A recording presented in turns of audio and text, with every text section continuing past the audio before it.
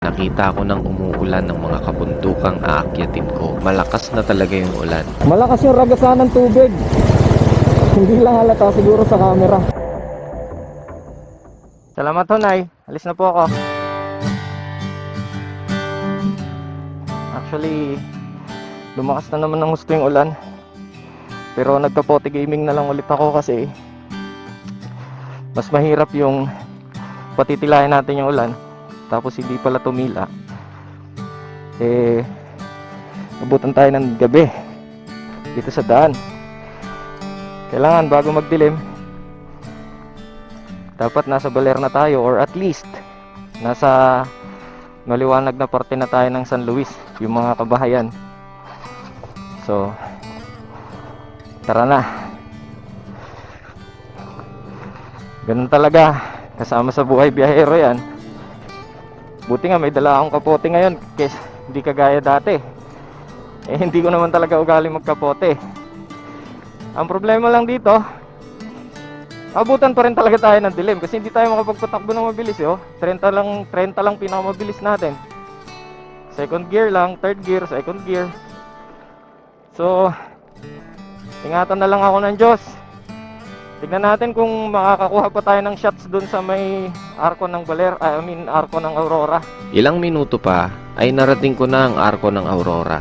Ito na ang simula ng mas matindi pang twisties. So sa awa ng Diyos, ligtas naman tayo nakarating. Though umuulan pa rin, ligtas pa rin tayo nakarating dito sa arko ng Aurora.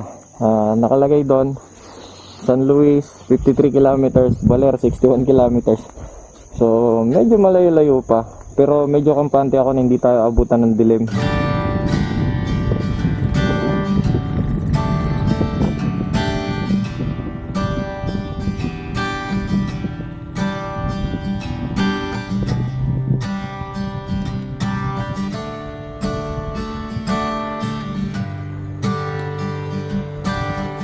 Hindi yata nakaka-capture ng camera, pero nakaka-capture ng naked eye.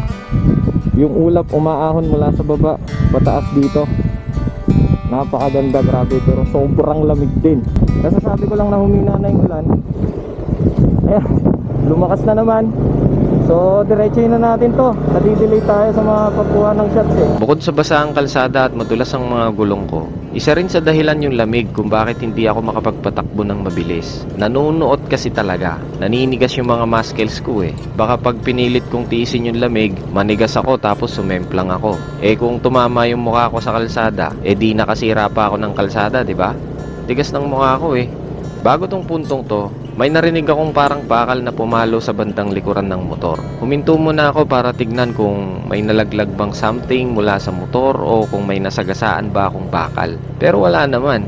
Kaya itinuloy ko ulit yung ride at nagbukas ako ng camera para ma-record ko kung sakaling may tumunog ulit. Pero ilang minuto rin ang lumipas at hindi na naulit yung tunog na yon. Banda dito, ambon na lang. Medyo tuyo na rin yung kalsada. Natuwa naman ako kasi pwede ko nang bilisan ng konti yung takbo ko para hindi na ako gabihin dito sa twisties. Sorry, sabi ko hindi na tayo hinto, pero ang ganda kasi. Tignan nyo dito sa kabila. Ayan Hagdan-hagdan siya. Para siyang hinagdan. Ang ganda. Tapos, doon sa dulo, natatanaw ko rito. Para siyang waterfall. Ang ganda.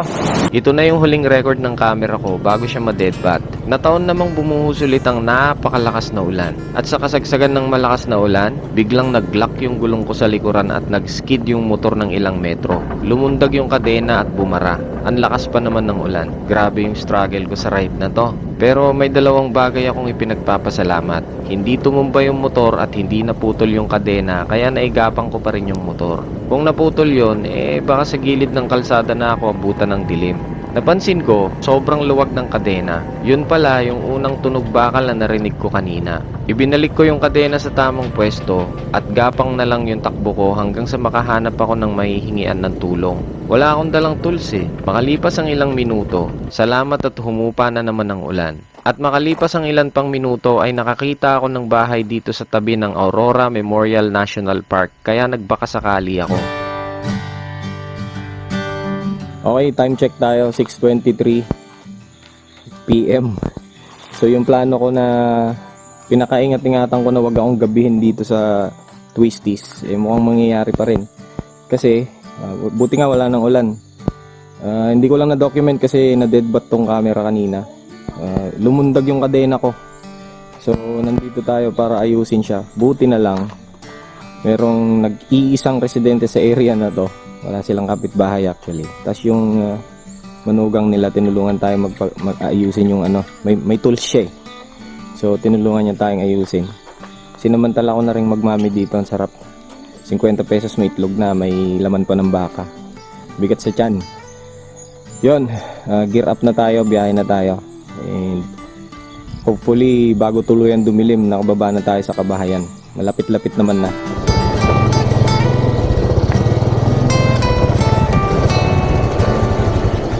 Magpapaalam na ako. Sige, ingat. Salamat po sa tulong niyo, sir. Kita po tayo next time. Ingat po kayo palagi.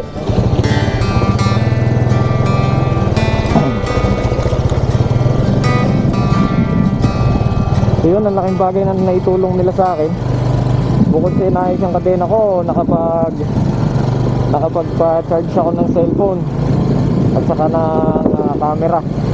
So tara na, diretso na tayo sa Baler. Kung kailan naman mas matutulis na ang mga kurbada, saka naman ako inabutan ng dilim. Puyat na ako at pagod na ang katawan ko. Pero hindi na basta lakas ng katawan lang ang kailangan ko dito eh. Kailangan ko na ng mental toughness. May times kasi na nabablangko na ako. Gaya ng sinabi ko kanina, may kalabuan na ang mga mata ko. Tapos kailangan ko pa ring alalayan yung takbo ko dahil nahigpitan lang naman namin yung kadena. Hindi namin pinalitan kasi wala naman kaming pamalit. Habang unti-unting nilalamon ng dilim ang daan, bumalik sa isip ko yung mga nangyari kanina. Muntik na akong maaksidente, pero mabait pa rin talaga ang Diyos sa akin. At alam kong iingatan niya pa rin ako hanggang sa ligtas akong makarating sa Baler. Umulan ulit nung tuluyan ng magdilim. Pero mahinang ulan na lang, kaya ko nang tiisin. Ayoko na rin kasing tumigil pa para magkapote ulit. Pero may isa pang nagpahirap sa biyahe ko. Ayan, huminto ako para mas makita nyo. Nakikita nyo ba yan? Ayan o, may parating na sasakyan na ilawan nyo. Umuusok yung buong kalsada o. Diba? Hindi usok yan. Bali, hamog yan o ulap na gumagapang sa kalsada. Ang ganda niya tignan pero sa totoo lang, nakakapagpalabo ng vision. Tapos walang street lights at wala ring liwanag ng buwan. So nandito tayo sa mundo ng mga tao. Naririnig nyo yung mga tunog ng mga kung ano-ano dyan. Tunog ng jungle. At sobrang dilim dito. Tignan nyo pag pinatay ko yung ilaw. Yan sana yung ayoko mangyari, yung mag pitch black. Tara na. Maya-maya pa ay narating ko na ang Diteki Bridge. Kung maaga-aga sana akong nagbiyahe, malamang binaba ko rin yung Diteki River sa ilalim nito eh.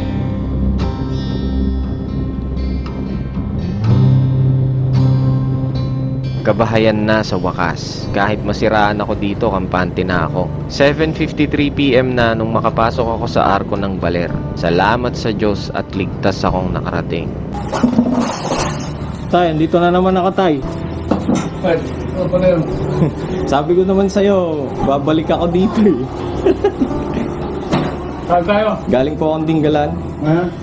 Malakas na ulan, madulas na kalsada, tumatawid na rumaragas ang tubig, lumundag na kadena, kalbong gulong, matinding lamig, puyat, pagod, pero ligtas pa rin ako. Ang buhay, parang biyahe lang din. Maraming pwedeng mangyari. Minsan, kailangan mong magbagal, at minsan naman, kailangan mong huminto pansamantala. Pero kahit ano pang pagdaanan mo, ang mahalaga, mag-focus ka sa kung saan mo gustong pumunta. Kahit gaano kahirap, pasasaan pa at makakarating ka rin. Yun.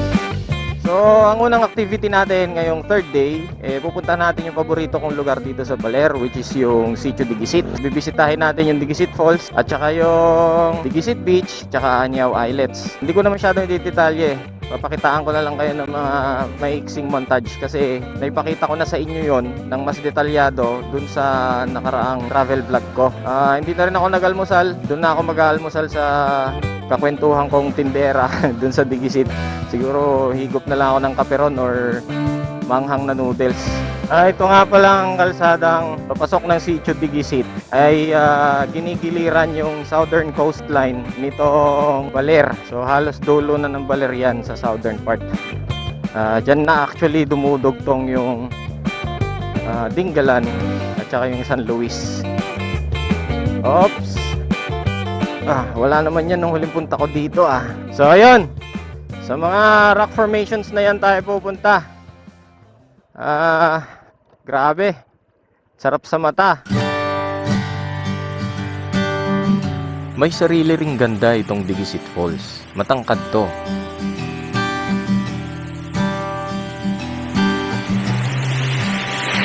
Kita nyo, napakataas ng pinanggagalingan natural na tubig galing sa bundok.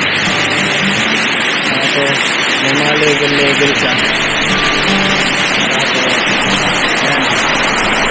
Tapos nandito tayo sa medyo bandang gitna. Mas puro hanggang dun. Tapos may tunnel doon, didiretso na yan siguro sa dagat. Ito ang falls sa Aurora na literal na napakadaling puntahan. Napakalamig at napakalinaw ng tubig dito.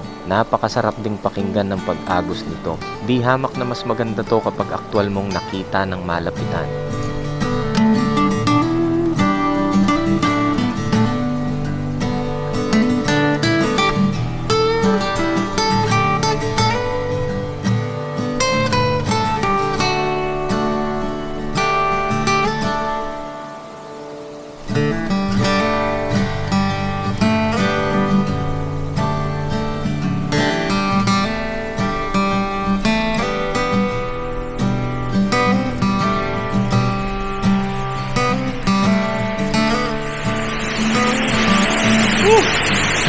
Ganda!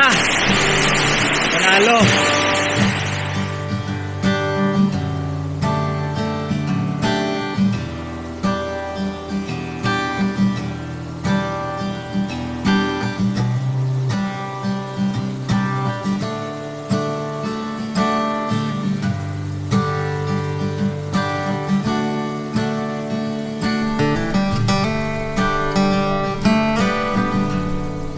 Hindi kalakihan at kalaliman yung binabagsakan ng tubig mula sa taas, pero pwede ka pa rin namang magtampisaw dito.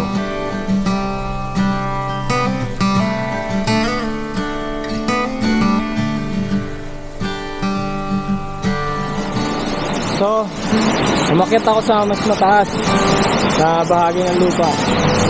May mga turista rin doon, mga galing doon ng Llanera.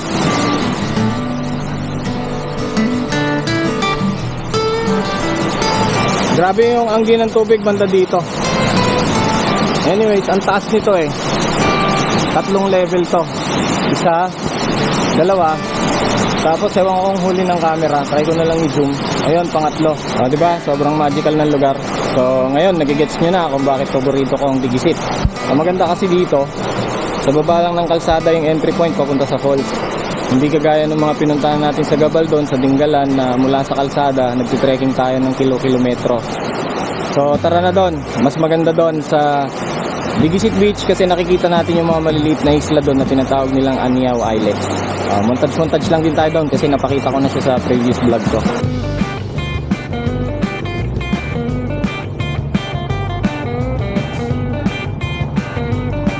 Mula sa Digisit Falls ay 650 meters lang hanggang sa Digisit Beach.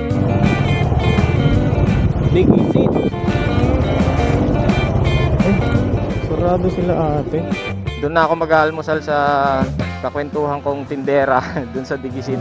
Siguro higop na lang ako ng kaperon or manghang na noodles. Sarado po. Marami pang ibang magagandang pwedeng puntahan dito sa Baler. Sabang Beach, Sabang Baywalk, at marami pa. Pero itong Digisit ang paborito kong parte ng Baler. At kapag nandito ako sa sitio na to, dito ko paboritong tumambay sa Digisit Beach kung saan din makikita at pwedeng puntahan ang Aniao Islets. Pakiramdam ko at home ako kapag nandito ako Tuwing pupunta ako dito sa Baler, nag-a-attendance talaga ako dito.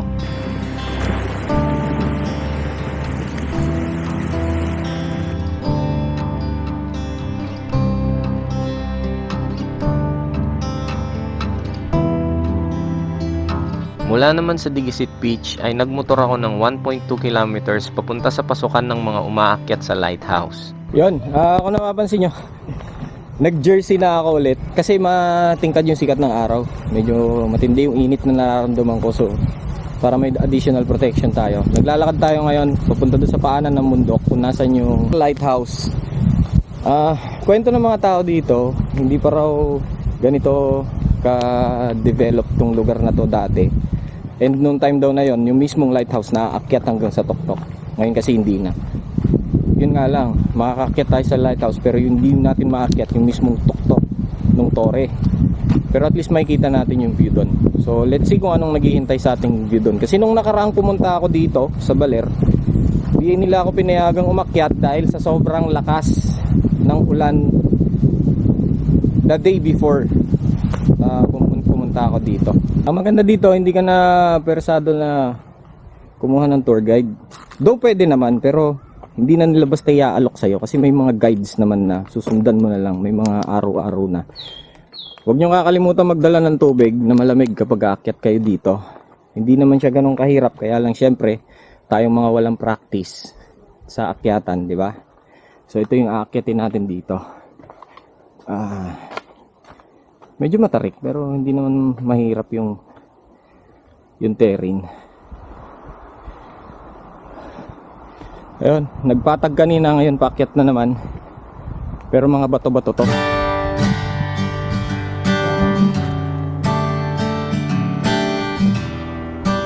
Ayun na yung lighthouse. Abot tanaw na natin, konti na lang. Isang diretso na lang.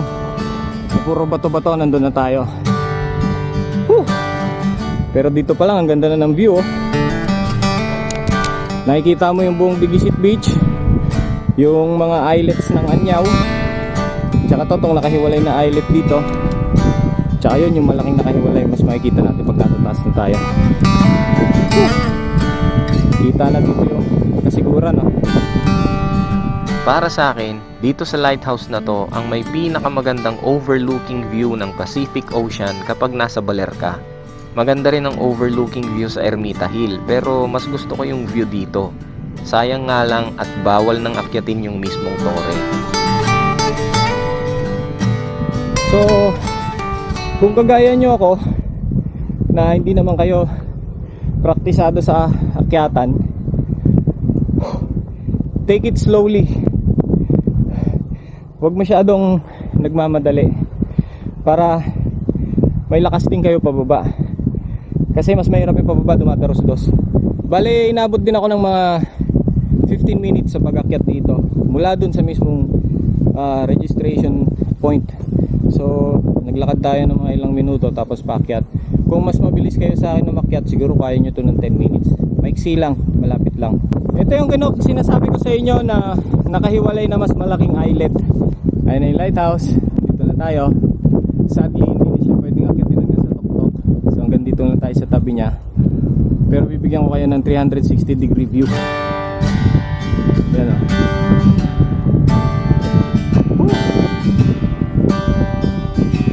Napakaganda.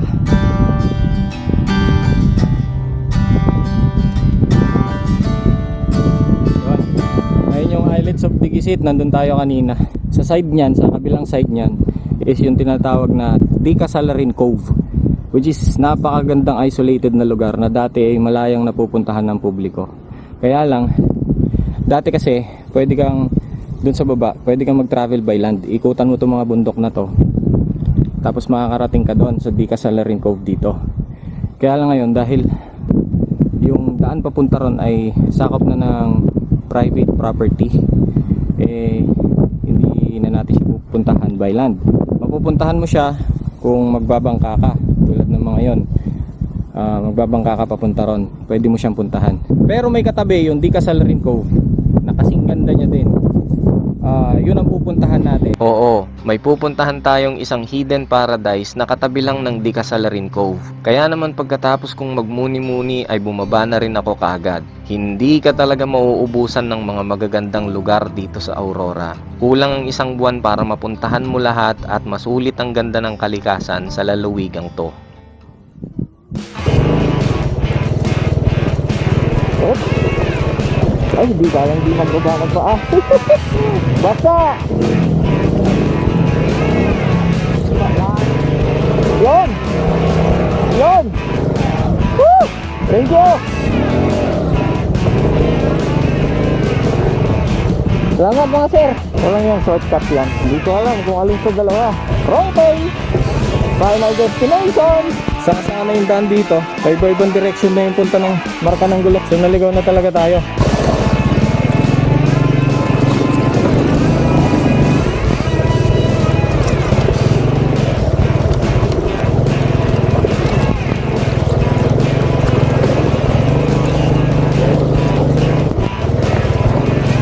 Grabe, kulay puti yung buhangin nila oh.